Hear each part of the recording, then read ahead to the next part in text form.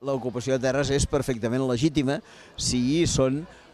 necessàries perquè la gent sobrevisqui i, a més, amb una condició prèvia, que és que no siguin, com no són majoritàriament explotades, pels seus propietaris. La terra és un bé social i el propietari d'aquesta terra l'ha d'explotar. Si no l'explota, és completament legítim que se li prengui aquesta terra, igual que és completament legítim que s'embargui o que s'expropiï un pis que avui en dia està tancat i no es fa servir mentre que la gent dorm al carrer. Són qüestions d'ètica que s'han de respectar sempre. Si hi ha terres disponibles, que siguin bones terres, que poden donar un bon rendiment agrari, no són explotades i la gent en canvi pateix precarietat, jo diria que és indispensable tirar endavant aquesta ocupació i no únicament tirar endavant aquesta ocupació, que seria una iniciativa individual o de petits grups, també és obligatori moralment pels governs fer un repartiment immediat d'aquestes terres i produir allò que ja es començava a parlar en temps de la Segona República, que es diu reforma agrària. El govern que no emprengui aquest tipus d'actuacions és un govern amb molt poca ètica.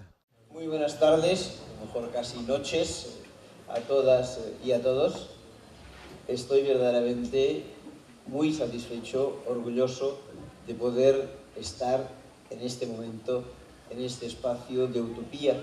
que no de quimera, pero sí de utopía, que es Marina Leda.